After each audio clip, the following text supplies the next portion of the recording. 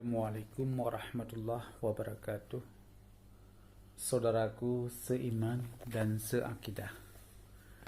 Pada kesempatan ini kita akan membahas sebuah hadis Rasulullah. Sabda Nabi, tegaknya suatu negara, tegaknya suatu organisasi, suatu struktur dalam masyarakat atau dalam pemerintahan itu harus ada 4 pokok. Yang pertama, saudaraku, dengan al-ilmu para ulama. Tanpa ilmu para ulama, negara itu akan rusak.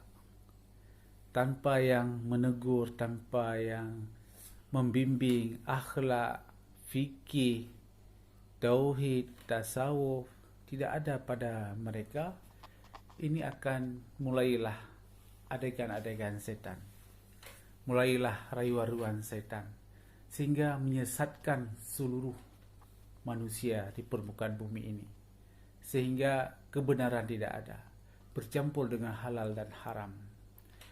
Yang kedua, sabda Rasulullah, keadilan daripada yang kedua kata Rasulullah, dermawan para orang kaya.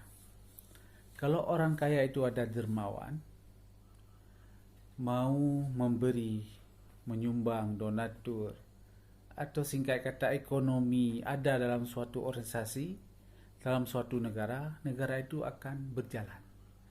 Karena manusia ini di dunia ini butuh kebutuhan fisik, kebutuhan primer, kebutuhan sekunder, itu dibutuhkan. Karena itu bersifat material. Yang ketiga, itu keadilan daripada seorang pemimpin. Pemimpin harus ada adil. Kalau di Aceh, saudaraku, kita ingat di Maja Aceh, adat bak po tumurhum, hukum bak syah kuala, kanun bak putropang, resam bak laksamana. Itu apa maksudnya? Itu adat bak po tumurhum, itu urusan budaya Aceh itu diatur oleh raja. Masalah negara, budaya negara, cara mengkoordinir negara, bagaimana bentuk negara, apakah negara itu federal, apakah negara itu republik, apakah negara itu negara berbentuk, bagaimana mencakup dalam sebuah negara, itu yang diatur oleh raja. Yang kedua, hukum bak syah kuala, itu kanun, hukum. Hukum undang-undang itu diatur oleh badan yudikatif atau legislatif. Kalau raja yang disebut eksekutif. Kalau sekarang presiden itu harus badan eksekutif. Kalau DPR, legislatif, yudikatif, itu berlaku. Tanpa mereka ini tidak akan sukses.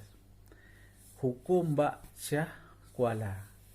Kenapa disebut syah kuala? Karena pada waktu Peran Aceh beragama Islam, itu Syekh Abdul Rawah Segili itulah yang mengatur, yang diberi namanya karismatik dalam bimbing hukum tata negara Aceh pada waktu Iskandar Muda, Raja Iskandar Muda. Kanun Bak Putropang, ini kanun maksudnya adalah berlakunya undang-undang yang telah dibuat, yang telah dirancang oleh mereka, oleh adat Bak Po Temuruhum, hukum Bak Syah Kuala, itu untuk warga negara, rakyat Aceh jelata. Semua rakyat berlaku hukum tersebut, dijalani, dipatuhi, dan diberlakukan. Baik itu bersifatnya perdata, pidana, itu berlaku bagaimana diatur oleh badan eksekutif dan legislatif. Yang kemudian resam bak laksamana, itu artinya diberlakukan kepada tokoh-tokoh adat, bagaimana tata krama dalam sebuah adat di negara, di kampung, di desa, di kota, di kecamatan. Itu ada tokoh-tokoh adat, ada tokoh adat, ada tuhapet. Jadi ada contoh tarian Ranuk Lampuan, cara menyambut tamu, tata krama, sopan santun, saling menghargai, itu diatur oleh lembaga adat, tokoh adat. Makanya disebut dengan Risam Bak Laksamana. Ya, Kanun Bak Berdofan kenapa? Pasangkan Puteri Pahang isi raja itu dari Malaysia. Karena ide-ide beliau semua itu dijalankan oleh raja. Saudaraku, yang keempat, doa daripada fakir miskin.